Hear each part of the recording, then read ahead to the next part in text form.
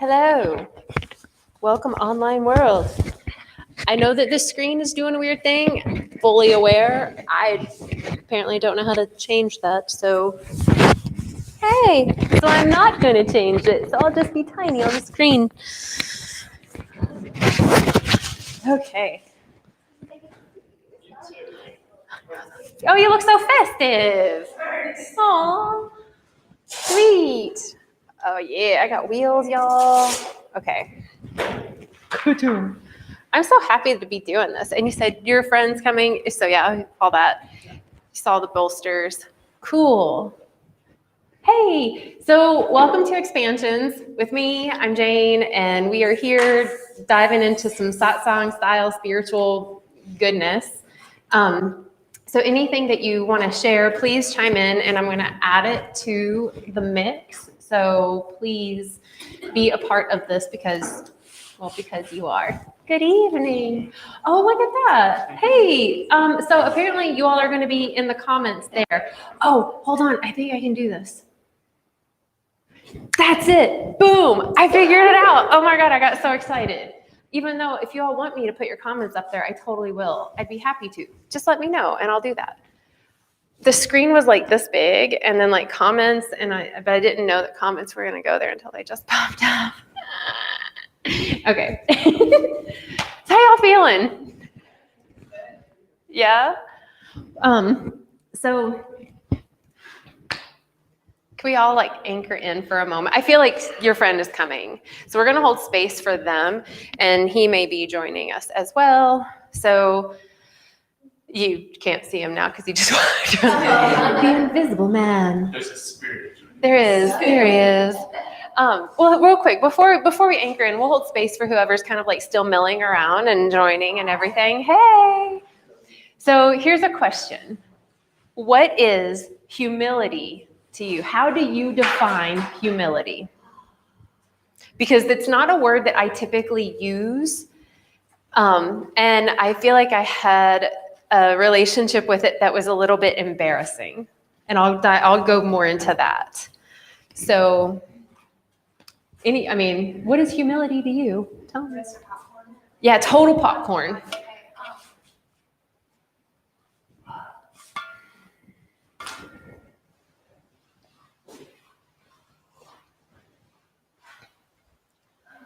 Hey. For me, humility is the ability to know when my ego is pushing and it needs to be right, it needs to be the best, it needs to be whatever it's trying to be, and recognizing that and okay, we're good, we're just another, person on the bus. You know what I mean? We're not. It's all good. We're part of, and when I'm feeling that humbleness comes in remembering that I'm not separated from community or source or myself or any of that. My ego wants me to get out of that, and I can feel it when those moments set in. That I want to be better than smarter than. Yes. Yeah. Yes. Yep. That rings so many bells of familiarity with myself. I'm curious, what do you all feel humility is to you? I'd love for you to share if you want. The ego is cute with humility. I'll dive into that. Who else, what is humility to you? I feel like there's also a sense of gratitude that comes with humility. Just kind of being content with what you have. Yeah. Just being content. You know what, I'm thankful this is where I am, what I have. That I feel like you don't have to, but I feel like they kind of go hand, you kind of need one. Yeah. To amplify the other. That's what it is. You don't have to have them together, but I think if you have humility and gratitude and they're together, it amplifies this goodness that it is. Thank you for sharing that. Anyone else want to share what your vibe is when you think about humility? What it feels like, what it means to you, how you've used it in your life, or if it's not a concept that is even in your world. Yeah, so I forgot the Google definition for that word. Yes. Thank you for saying that. You're not the only one. What is the actual definition of humility? I do. I think it's funny that you and I are both manifestors, and like I can't put my finger on that word either. Like personal reference or like definition. Like I just don't have an embodied sense of the word humility. Yeah, like who is it? Kendrick Lamar says, "Be humble." Like I don't know what that means other than like self-sacrifice, maybe, but. Even that doesn't completely make sense to me. So. Gotcha. Hey, so according to the Merriam-Webster's dictionary, humility is the quality or state of not thinking you are better than other people. The quality or state of being humble. And it also says it's freedom from pride or arrogance. The quality or state of being humble. So that's like the definition of it. And so now what do you feel around it? Because you said you Googled it before anyway. I did too, no joke. That's why it was already pulled up. I'm like, Yeah, I'm like, I guess it's just like not like putting your ego in everything, like, but it's kind of hard to do that because it's going to be in everything. You're going to experience the world through your own ego, right? Otherwise, you're not going to experience it at all. So I don't really know, like, if that makes sense. yes. Yeah. Miguel, what about you? What do you feel around humility? You have a feeling around this? Yeah, before it was the same as you read, it was never my quality, never was, all my life.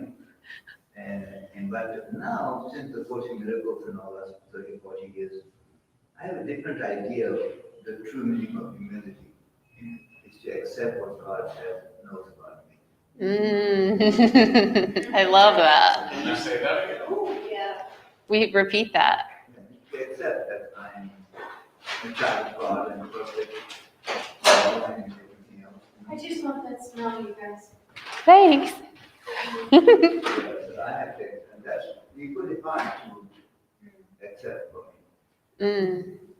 Because I'm not a little person, I'm not mortal, I'm not a sinner, all this stuff that we have not before. For me, that's the word humility brings that up now. Like true acceptance. Yeah, true. Like that deep acceptance that just like, yep, that's acceptance. I like that. Thank And that you. works over everyone, not just me, because I'm not special.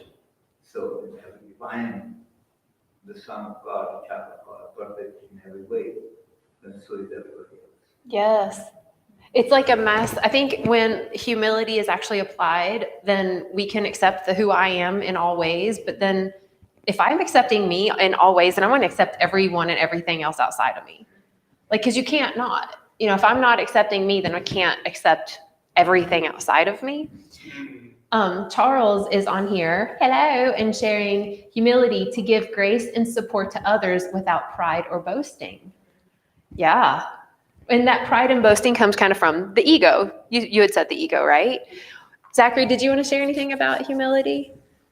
So other than what I just shared, I guess for me it's more recognition of when I'm stepping out of my lane. Oh. Yeah. So it's not so much like making sure that it doesn't happen, but more recognition of when it does happen. Okay, recognizing when you step out of your lane, and then what? And then apologizing, like correcting the wrong. Like, so facing it. Yeah. Thank you for that. Because I feel like that's a thing, right? We get out of our lane, right? We get out of alignment, we mess up, we drop the ball, whatever. And then we just kind of like ignore it and we course correct. And that's been me. That's where humility was really hard for me. I'm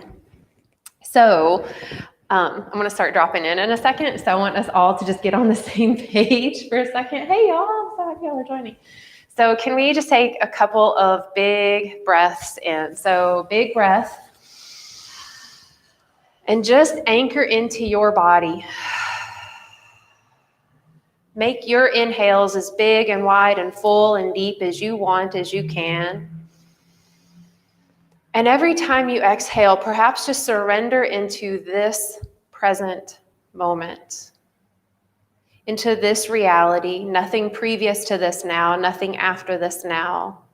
Almost envisioning that you are the only thing, the only one here in a space, surrounded by light, light beings, hearts, purity itself. And starting to feel your body coming into presence with your sacred temple, this vessel that holds you and all of you that you have ever been, ever will be.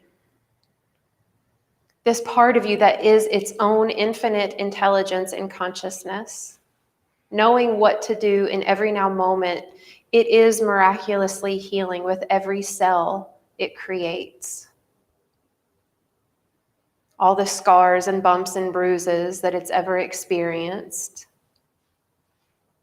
And this pure self that is within and without. So in this presence and awareness of all that we are in this now moment, let's take a big breath in together. Just let it go. Thanks. I needed that. I needed that, a little anchoring in. Oh, wow, that's cool. Morgan's on here and says that she can feel us anchoring in. I bet. Good old quantum entanglement. So the topic of tonight it's humility, but it's not regular humility. And I feel like humility just is humility, right? There's a definition, we've all kind of popcorned our own thoughts and feelings around it, and they all reflect a similar version of what we all said. And I put on the topic that it's a 5D humility, because there is a form of humility that I am deeply familiar with that is a very heavy density. And it looks and appears to be like a victim mentality, right? I'm so bad. I'm so awful. I messed up. I'm so sorry I hurt you. I'm just a bad person. I'm such a bad friend. Oh my God, I'm so sorry. It is, right? It's when we take, because it's all on the same line of energy. It's the same frequency of energy and expression. So you have one end and it's pure love, humility, saying, oh, my bad. I tripped up. I missed the mark. I got out of my lane. I wasn't in alignment. I forgot that I was you. I forgot. And then at the other end of that, we have the victim and the martyr and the woe is me. But it's on that same exact bandwidth of energy.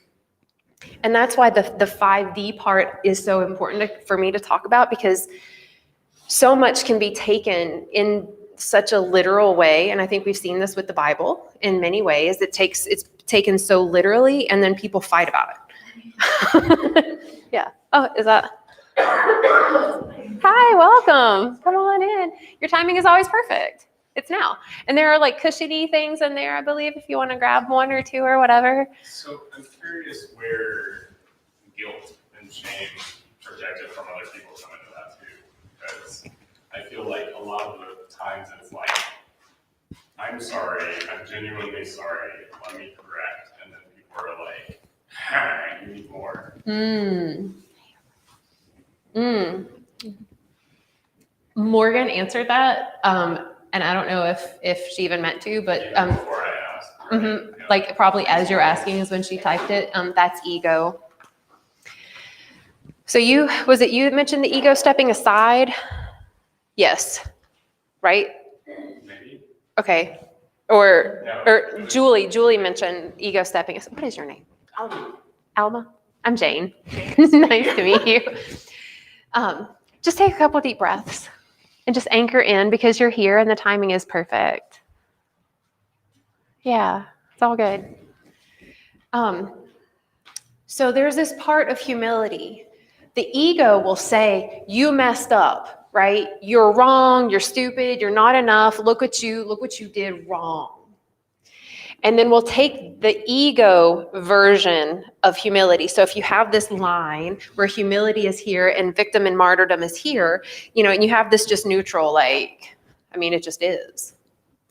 All right, like everything's just ising all over the place, right? Well, it just is. It's like beyond neutral. So anyway, so as soon as you kind of go this way on this line, it goes into the ego is the voice. It's a heavier density of consciousness. It's just an old program that's not in the highest light, the highest frequency, Christ consciousness and higher. So it's like the ego is the one that gives the voice to that. Oh yeah, that's right, you're not good enough, or you're better than, the arrogant part that someone mentioned. Right? That like, oh yeah, you're just better than everyone else and they're all stupid, or, I'm the bad mom because I let this happen to you voice. And you go this way and it's, I made a mistake. How can I repent? How can I ask for forgiveness? Right? Because which isn't a good thing or a bad thing. I'm just pointing out where judgment can be real close to this. Because forgiveness can go real quick on either side of this neutral space. Forgiveness comes from either a place of judgment or a place of acceptance. Fine line there. But if you're going into that forgiveness from that acceptance point, then it just kind of keeps amplifying up from there to complete humility, which is being able to literally walk in a room. Has anyone ever had a dream where you were naked? And it's kind of like, and you realize you're naked in front of like everyone, and you have this moment of like what, shame, embarrassment, cover up, run and hide, freak out mode, right? Where you're like, look at me, I'm naked. Then that to me is humility in perfection. Because to be able to walk in and be who you are with all of your bumps and bruises and scars and markings and failures and missteps, and be able to be like, yes, this is me. This is me. Yeah, I'm naked. Yeah, I peed my pants yesterday and I tripped and I fell and look what I did. And, I'm not proud of these things, but like I am human, and I accept that I'm human and I did it, and I'm going to try to not do it again.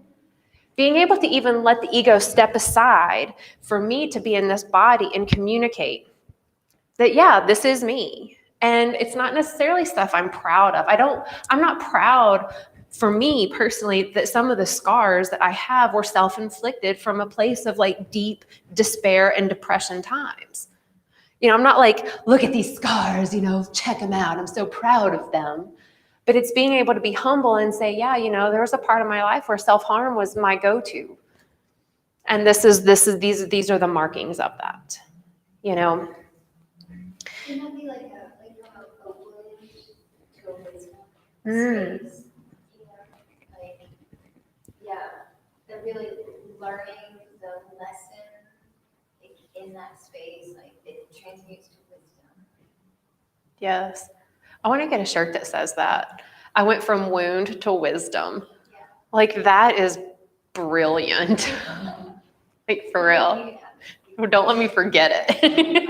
Okay. Okay. Like I love that. And for me, I grew up in a way where there was a lot of patriarchal programming where the woman had to be perfect. You had to look a certain way and be a certain way and, please the man body humans, and also be just as tough as the man body humans and make the money and do the thing and be independent and I don't need anyone. Wow. So for me, messing up, right, at all created such an internal dissonance of just so much embarrassment. I was so embarrassed if I messed up. If I was going to give a speech and I messed up, or I mispronounced someone's name, I'd be like, oh my God, oh God. Like to the point where like I would almost start crying because I messed up because I couldn't handle the love and compassion and acceptance of the human that messed up. And the way that manifested what came out of me from those places was I became really good at blaming others. So if I messed up, I would be like, it's your fault because I can't have you look at me right now. So I'd be like, blamity, blame. And then sometimes I would even get into like, say I tried and I messed up, and then you were hurt. If I actually hurt someone, couldn't even handle that, right? Like I would go into like my own pit of depression. So I would either go inward and like, oh God, or I would project out like, well, it's your fault that this happened. I mean, I know that I was the one that left the door unlocked, but you were the one that told me that I needed to leave the house on this day. Like, what? Or I also grew up around people who were in the victim martyr mentality. So something would happen and they would go into that like, oh my God, you're hurting? It's my fault. It's my fault, isn't it? And that was such a turnoff for me in my heart that I just went to the projecting out. So it's kind of like, okay, so as I've kind of moved from those wounds and done a lot of work and a lot of self-reflection and, oh God, this hurts, I became really neutral and recognized that I'm not messing up, that nothing is a mistake, that everything is a gift. And it all just is. And that led me to that center point of the humility line, where it just was. And then as I'm moving forward to amplify my light, it's to almost take where the ego was and give it so much love and a healthy voice that it shifts up and expands out. Because if I'm in neutrality all the time, then my energy field is pretty stagnant. Like, I mean, it's not stagnant, but it's just, it's in hover mode. But like, I came to be a human. I'm ready for the ups and downs. I just don't need the downs to be rock bottom anymore, right? My downs want to be more like the log ride where it's like, yeah, I just got really wet. Now let me keep going, right? So it's like so much more fun that way. Yes, like I don't want to dig myself out of another hole anymore. I don't. But my bottoms are going to be fun. I'll be like, this is the mossy bit. Like, this is just the fun earthly goodness, right? Humility allow you to do that, right? Because you Yes. realize there's a lesson in that mossy log ride. Yes. And it's like, oh shit, this hurts, but I'm gonna learn something new about myself. Yes. And that's where that expansion comes in, where we can look at those down parts, those mess ups, those falls, those breaks, those, oh, you know what? I told someone that I was going to call them and I didn't. And it's been 2 weeks now, which if you're watching this and I've done that to you, I'm aware. And I'm getting better at acknowledging it. And even that, it's the acknowledgement of, hey, I know I committed to this and I haven't kept that commitment. I'm doing my best. That is the humility of it. That's being humble and acknowledging it, not bypassing it, right?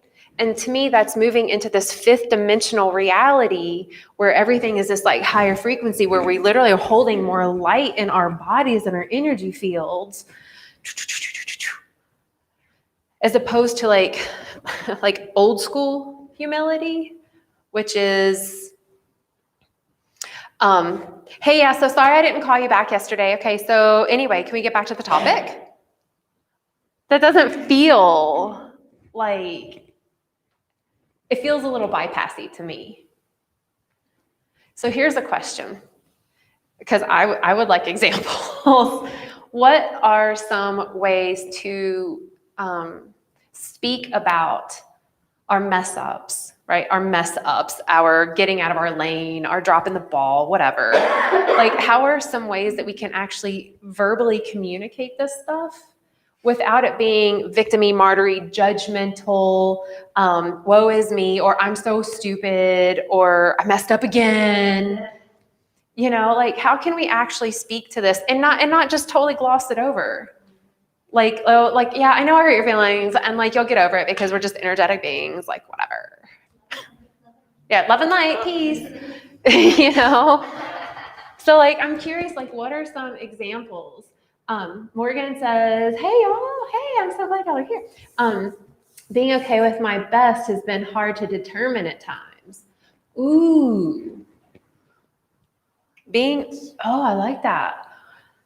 Because we have this idea of what our best should be. And then, okay, what if I think my best, right? My best is up here, it's 100. Never gonna make it. What if I think that my best is only a 10 because that's how low I see myself? Everything's on a spectrum. Well, I guess you wouldn't know if you see yourself as a 10 if you think that 10 is more of 100, right? So if you see the 10 as your best, that's a 100. So how do you expand that without actually knowing that there's more to expand to? I feel like if using 100 as just a scale and being like, it's like someone that's like, I can never run. I could never run. I could never run. I could never do it. It's like, oh my God, did it really suck last time you tried it? No, I've never tried it.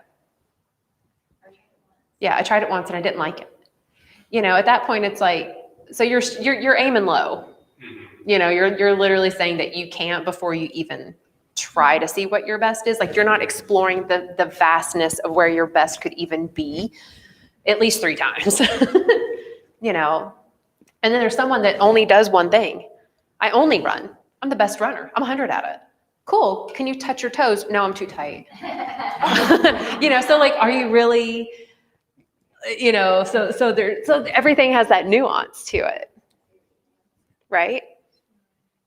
So you're saying like, as far as holding a lot of light, like in all areas, like as many areas as possible, where can you get to on the scale instead of focusing on one thing to be at 10 or one thing to be at whatever? It's just like everything. Yeah. Yeah. Because we are so multifaceted, and there are parts of me that I'm like super bright and great and this and that. And then like 20 minutes later, it could be the same thing and I'm not. So I saw it more as a perspective thing, where you see the ceiling and you think that's all there is, and all of a sudden, there's like a hole in the ceiling, and you're like, whoa, there's like 3 more floors up there. Yeah. Yes. Okay, let's use that as the example. So you're in a room, you see the ceiling, and you're like, nope, this is it. Can't go any higher. Someone busts a hole in it. You see there are multiple floors. The sky is the limit. Maybe you've spent 10 years in that room. Okay. So we can go to a few different places. Oh my God, what's wrong with me? Why didn't I know this? Why didn't I? Or I'm too afraid, it's not safe up there, whatever. Who did this to me? Like all these things. So how can we use humility in this example? I was doing the best with the tools that I had, and I did the best that I could. And so I have new tools now, so I get to try new things. In a way, like not bringing shame to myself because I stayed locked in a room for 10 years, thinking that was the only ceiling. You know what I mean? Mm-hmm. Because it could be very easy to get into shame and blame and humiliation, which is not being humble. Mm-hmm. Like I could get into those dark emotions around it, or as to what you said. I'm not perfectly a perfect child of God, and I'm just doing the best that I can. Yes. I only have limited knowledge and tools, but now I know more, so I'm gonna try different things. I like that. So acknowledging that what you didn't have, acknowledging what you do have, and almost like verbally communicating that now I'm committed to do something different. Yeah. I think that's a beautiful example of using humility to converse through that. What were you going to share? And there's no right and wrong, but I know that there are also a few different kind of like ways to go about this, and this is what I want to talk about. Mine's with gratitude. Like being able to say, wow, I'm so grateful that even though I didn't know about that, like I did what I could down here, Like I took advantage of what I do. Yeah. Yeah. So facing it with gratitude. Right. Like, I mean, personal experience, like 7 years in the mental health system and not being able to move anywhere but through the mental health system. And all of a sudden it's like, whoa, there's more to this once I get out. And it's like, for so long, there was a sense of regret about 7 years being lost. And then I got to see it as being grateful for those 7 years of downtime so that all of a sudden I can actually expand it into the future. Thank you for sharing that. I feel like that's a really common thing that we as humans do. It's like we'll see something like, oh God, I stayed in that relationship for that long. Oh God, what was wrong with me? Like I knew better. I saw the signs. My friends kept telling me that they were a turd burglar and I stayed with them forever. And oh my God, right? As opposed to like, oh my God, I got to learn so much because I stayed with that person for that long. Not only was I learned patience, I learned tenacity, I learned resilience. Oh my God, I learned so much about myself because they were nothing but a reflection of me. And wow, I'm so grateful. Cool. I would like to hear more. And I would like to share what Charles says. He says, I've begun just acknowledging my mistakes or misgivings, offer to repair if there's physical damage, and apologize if there's non-physical damage. I no longer go on and on asking for forgiveness because at that moment I was doing my best, and the best is all I can do. I think that's a huge thing, is actually offering repair. And we'll get back to that. We all just don't let me forget getting back to the repair. Leanne is here. Hey, I'm so happy to see. Says, I'm sorry I've not been the best I wanted to be, but I'm working on growth. Ooh, I like that. Acknowledging that like I didn't live up to what I wanted to be. Like I'm not even going to acknowledge what you wanted me to be, but like I didn't live up to what I wanted to be. Ooh, yeah. Morgan says, what about when you feel like you see all the floors? We'll get back to that one. Yeah, because that goes in the opposite direction. It's Uh-huh. like, oh my God, there's so much Okay, to do. I love this. Right? Right. She says, like, you should be able to make them and all the possibilities. How do we just chill out? Right. And then Leanne says, hey, Gabriella, how are you? Oh my God. Leanne also says, how do I get out of saying sorry always first? That we'll get back to. Because, right? There's a good time. Yes, right? Yeah. That right there, I was looking at the time, because I love to tap into that question in the quantum, because that question, when applied to the quantum field, is huge. And when we see it in through the quantum lens, you will stop doing it because of the harm that you're doing to the other person through yourself. It's self-harm as the projector, huh? You're there now, go for it. We're there. Yeah, I'm jump into actually it. intrigued. Okay, so when we start off with saying, I'm sorry, okay? So can I use you? May I? Yeah. Oh my God, I'm so sorry for blah, blah, blah, blah, blah. I am seeing you as someone who's going to judge me. So now I'm literally putting a quantum web around you as the observer. So now I'm putting my observer effect on you, and now putting all of your cells and your structure as a being now that is of a lower frequency than what your potential could be. So now I'm looking at you like you're judgmental, right? You're not accepting, you're not unconditional love. So I'm literally wrapping cords of entanglement around you, and then I leave because I feel better because I said sorry. So you could say that saying sorry is actually the judgment itself. It is, because where it comes from me. So it is nothing but pure self-judgment. So what I can do is, because I can't handle my own self-judgment, so I'm going to project it to you.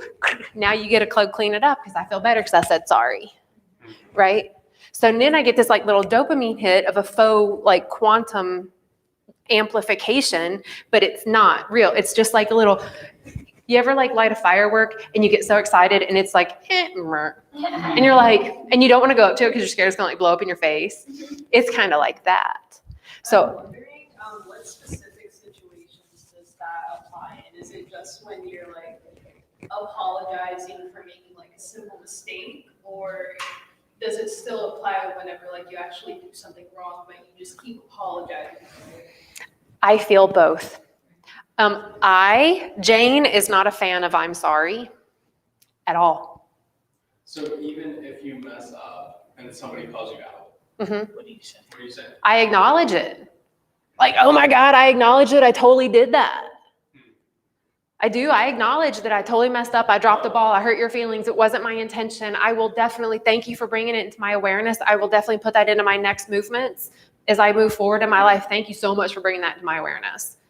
But if I say I'm sorry, to me, that says there's judgment. There's a right and a wrong to I'm sorry. And if it goes from right and wrong, then I am literally feeding duality. Duality is already going to be there. I just don't want to feed into it personally. I like to stay in the observer role and then just let my heart guide me through this experience. Yeah, that felt good. But let me ask you, sometimes people just need to hear the words, I'm sorry. Mm-hmm. They need it for their own closure, right? Mm-hmm. How do you feel about that? Because not everybody is necessarily gonna understand at that level. If I'm saying, I own that, let me do what I can. Like, sometimes people are just waiting to hear, I'm sorry. Right. So it's kind of like if someone drinks a lot of alcohol and they're getting off of that substance and they're having like DTs and you just kind of want to give them a shot to help them out. That's not right or wrong. I'm not going to be the one to give somebody the shot, but you may. And that's okay. So for me, like I've had people apologize and it's a very heartfelt, oh my God, I'm so sorry. And I'm like, I don't want, like, that literally falls flat. You could be like, her to me. I don't care. And I'm really grateful that you're acknowledging the situation. So I navigate through it. And then there are times when I do say sorry because I know that that is the consciousness and the program that that person is running on. Like, it's like if someone doesn't speak English, I'm going to pull out whatever words I can to communicate. And it may be me saying orange is the color when I really want the fruit. That's my limited Spanish that I know that they're two different words. Anyway. But yeah, that's what, I guess that's, yes, you spoke to that it's like, sometimes people are just in their own place that they may not be able to be in a state of consciousness of like, oh, that's cool, she's taking responsibility for it, like they're in consciousness of like. There's still that's what I judgment. need. Yeah, that's what I need to hear, I'm sorry from you, you hurt me, and I just need to know that you are sorry about it. Yes, and that's from a person, and I've been this person for sure, that's coming from a person, like if I can't move forward until you tell me you're sorry, then I'm literally waiting for a condition outside of myself for me to feel good. You know? No, but they're right through there. Yeah. I also feel like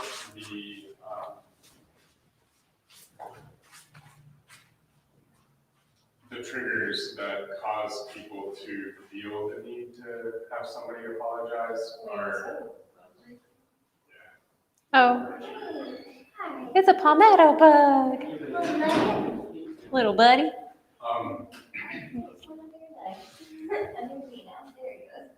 Miguel's like, I'll take him out.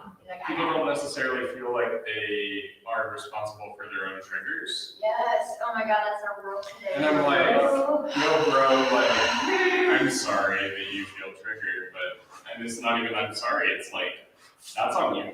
Yeah. Okay, so check this. So I love this. Will you repeat the first sentence again about trigger? Or one of you?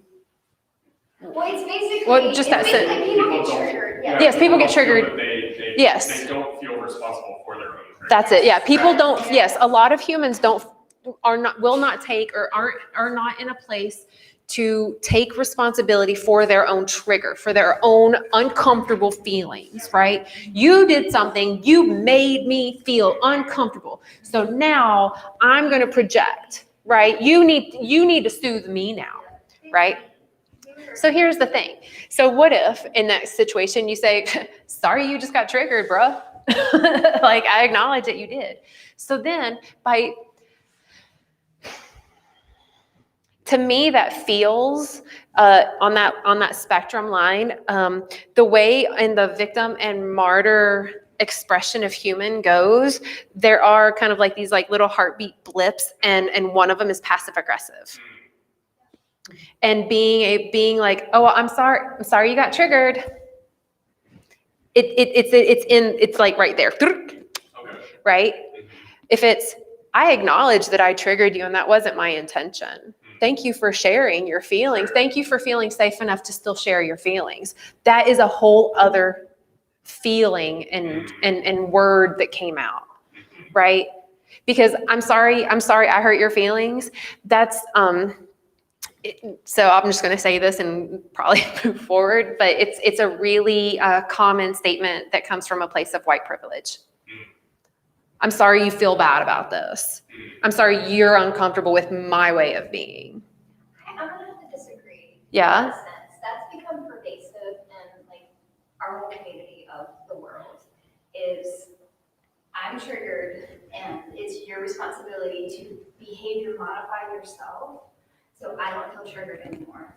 I'm gonna have to disagree that it's strictly white privilege because it is encompassed. It's what we're taught nowadays. Like Yes. it is what we are. If I am uncomfortable, then everything outside of me, my employer, my partner, everybody on social media, the guy at the gas station, whatever it is, like it's your job to modify your behavior to know what is not supposed to trigger me, and that's not cool at all. Right. I agree with that. And when I say it's from a place of white privilege, it's from the colonizers that came and they were like, we're going to do these things to you. We're taking your land and your way of being and your culture. And meh, sorry you don't like it. That's where it stemmed from. And then it's because everything is a cycle. So it's like it stemmed from that and it went way out here and then it's like looped back on itself to turn into what you just said. But do you ever watch TV and movies and watch it from the standpoint of like, man, that person would have done more on that trigger, and they would have been playing poo with that person who's now playing trigger poo back at that person. And that's all we see when it comes to movies, television, videos, whatever it is. It's all about just poo flinging on each other. So it's not indicative of any particular race. It is a cultural phenomenon that is happening across the world. And those people who are taking responsibility for their triggers, individuals like us that are saying, when I get triggered, I realize that this is something within me, and I need to take ownership of it. Like, it's two different camps in the world, right? Mm-hmm. Two different camps. And so it's a lot of people in both camps, but where I try to be from a place of if someone else gets triggered, then I'm realizing I am, and I know, like, I did not intentionally, right? Because you don't know, like, we throw something out there at somebody, right, to get a reaction, even if it's passive aggressive. But like when you're standing there, your own tadasana, your own truth, and somebody gets triggered by your presence, one, I'm not going to get apologetic for that, not my responsibility. Two, I'm going to say, let's talk about it. What do you want to talk about? And at the same time, too, there's responsibility on the other person to take ownership of whatever's going on inside of them, because that could be not only from a current experience, that could be from a childhood experience within their own family unit, that can be an ancestral baggage that somebody's carrying, that could be a galactic issue from another timeline that somebody is carrying. So it's like there are all these, abilities for us to, have triggers compacted into our body, and so this is a cultural issue. Yes, and it goes back to humility. If I am triggered, if I am living in a space of humility, then I can admit and say, hey, I got out of alignment and I got really angry. Oh my God, not that being angry is bad, but maybe an action that I did when I got angry. I was so angry that I threw your water bottle, right? And it's interesting because the word humiliation was also brought up, right? So you have humility and you have humiliation. And what do we do when we don't have humility? When we cannot be humble and in a space of humility, it's because we are humiliated. And a lot of times we'll get humiliated by what we're feeling because I should be stronger than this and I shouldn't have my feelings hurt and I shouldn't have, right? And it dives back into the shame program. So I see those two words being tied into your humble pie analogy. It's like when you're being humble and using humility, or yes. No. When you get the pie shoved in your face and you're not eating the pie, like that's when you're humiliated. Right. Maybe. Right? Because if someone shoves humble pie in my face, so say everyone here is like, Jane, you suck because of X, Y, and Z right now. And if everybody is saying it, my feelings are going to get really hurt and I'm probably going to feel humiliated. If you believe it to be true. Right? And sometimes it's like, I feel like humble pie is true. So in the humble pie analogy, that it's like, okay, well, can I be with this and be like, oh God, I did suck. Or let me just try that on. You know, maybe I did suck to these people. That doesn't feel good, and allow myself to feel that and also feel like, and I was in integrity and I was doing my best and I was being authentic and I would still say the same thing over and again. You know, so it's like, can I eat the humble pie, feel humiliation, and still be expressively and be in humility? Cool. That to me is living a fifth dimensional life, because then you're able to live in all of the dimensions of realms of being. I want to share what Ariel says. Hello. She says, I definitely can relate to that. The biggest impact on me was when I brought up the problematic use of another physician's term of sexual impurity. She said, that brings me to my knees. I'm always happy to be called out in this way. Meant far more than an apology. Wow. That's intense. Morgan says, maybe humility is finding the okay in the humiliation. Yes. Right? Because we're going to be humiliated unless we live a life where we are bypassing everything and we don't see the dark and the shadows. Sorry. Yes, Google. Ask the Google. I call it the Google because I use DuckDuckGo. Anyway. But being able to move through all of that and like see that there is, and not like in that, like, so like the word sin, you know, so many people are raised with that term of like, you know, you're born a sinner, and it's an archery term. It literally means to miss the mark. That is where humility comes from, is you missed the mark. You messed up. You dropped the ball. You turned left. You should have turned right. You didn't know until you turned left, but you needed to turn left so that you can amplify humility, because it is grace. Because grace comes from humility. Without humility, we cannot be in grace. I cannot give myself grace or anyone else any grace whatsoever. Because if everything's just perfect, everything is light, then how can I actually give and offer the frequency of grace to anyone else in this realm? I can't. You know? I love that that sounds like you farted. I'm glad you did it more than once, otherwise I probably would have laughed really hard. What is humiliation? Well, humiliation, the way that I can pull it back up, but it's more the act of trying to make someone feel ashamed, right? So I can only be humiliated if I allow myself. Someone might be trying to humiliate me. You're stupid.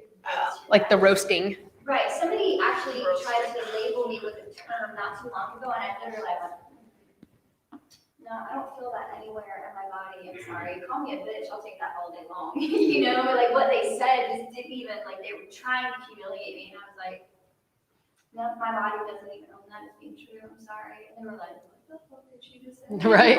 You know, because like, I'm not owning it. You know? Yeah. So, yeah, like, so humiliation is the act of trying to make someone feel ashamed. Because Thank you for looking that up. What is an AA? Yeah. I feel like you don't necessarily feel humiliation. Like it's not like a selfing verb. It's more like you feel ashamed. So yeah, I'm kind of like that. What if guilt and shame had a baby? Would that make humiliation? Guilt. Because if I'm shamed, like, oh, I'm ashamed that, and now I feel guilty about it as well. I feel like that's like where humiliation can, this line again, the bloop of passive aggressive, the bloop of humiliation.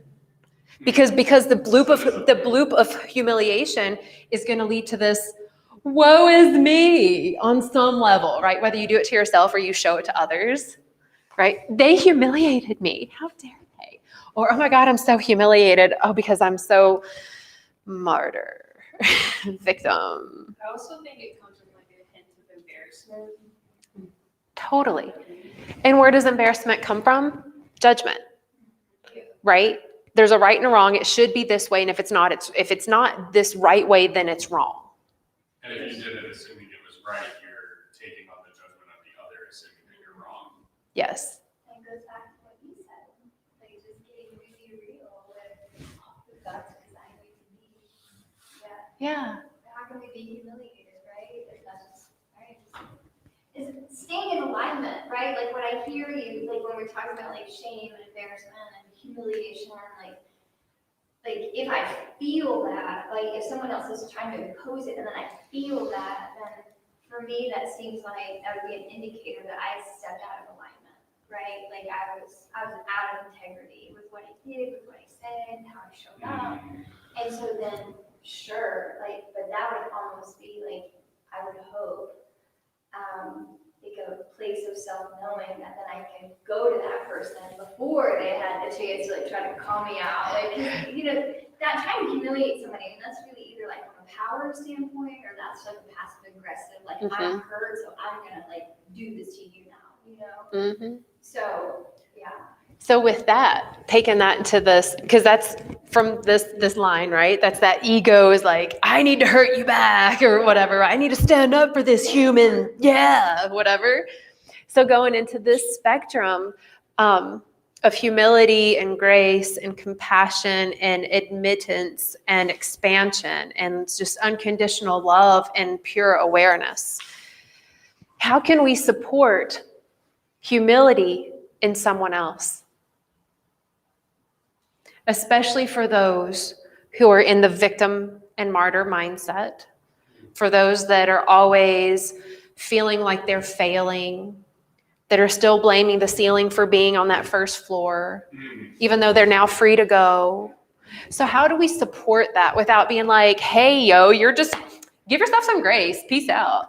You know, like how can we actually support this with our brothers and sisters? Because we all are going to miss the mark. You know, I am, you are, and our brothers and sisters on this planet will. But I want to support humility and that grace. And I don't know how. My answer is always compassion. Compassion? You know? I would say, oh, sorry. No, you're good. Good. I would just say like give them the space to like forgive themselves first. What does that look like? Meaning, I'm in this space, victim martyr, and I'm talking with you. How do you give me that space? I feel like kind of just like pointing it out to them that like, but not from like a place of judgment of like, oh yeah, like why do you keep thinking that way? But it's just like, are you realizing that right now you're talking down on yourself? Reflecting back to them with love. Like if love reflects back, it doesn't say, hey, what's wrong with you? Why are you still saying this? That's not like literally, love doesn't say it like that. Love is like, hey, did you know? Like love is curious. Love will point stuff out in the space of curiosity and grace, right? Like, are you aware that you're like talking really bad about yourself? Like it's hurting my feelings. I can only understand, like I can only imagine what you're feeling on the inside. You know, thank you for saying that. I like that. Ariel says, you teach by the way you live. Yep, that's one. You know, I mean, really, to be able to come in and today I had a child accidentally, he had a bubbly liquid beverage and he opened it and it shot everywhere and it was all over me. And I was like, I just don't want cold, wet pants. that was like I just don't want cold, wet pants. But, you know, he had that moment where he recognized what he did. And I could feel his energy because he was like, and And it was almost like, is she going to get mad at me? Is she going to freak out? Did I mess up her stuff? Like I could feel these thought forms coming out, right? And then he was like, oh, I didn't mean to. And then he like kind of turned away and walked off. And I'm like, okay, and just kind of like feeling into this whole scenario. And so I was like, yo, dude, after like a minute and drying my pants, I was like, yo, bruh, because he calls everybody bruh. It's like, yo, bruh, did you shake it up? And he was like, no, I didn't. He's like, Ivan did it loose and it just went everywhere. And I was like, I am so happy this isn't pee. I am so happy this right now is not pee all over my pants. And he was like, yeah, he's like, I didn't mean to. I was like, oh, I know you didn't, and just kind of like allowing that space instead of me ignoring it, which at that point he would not have known if I was mad or if it did hurt my feelings or my clothes or whatever, but like I offered him that space and just shared with him like, yeah. And I walked around and I don't know if you walked in and I was like, my pants, I wasn't like trying to hide it, and I think that too kind of shows that like to this kiddo that I'm not embarrassed now because of something that they did. I'm not ashamed of me. So now like I'm not hurting because of something that they did. I'm really grateful that he did that today. Like of all the days for that to happen, today was actually a really perfect day for that. So yeah, I think that, we teach by the way we live. I'm going to pause this conversation to close this one out. So please hold, real life humans. Hey, real life humans on the digital end of this world. I am so grateful that you all were here and you chimed in. I loved every single thing you said. Even if I didn't get a chance to read everything that you were saying, I did see it and I love you so much. Keep taking care of yourselves and each other and play with humility and screw humiliation. Final words. Anyway, I love you all and I will see you all later.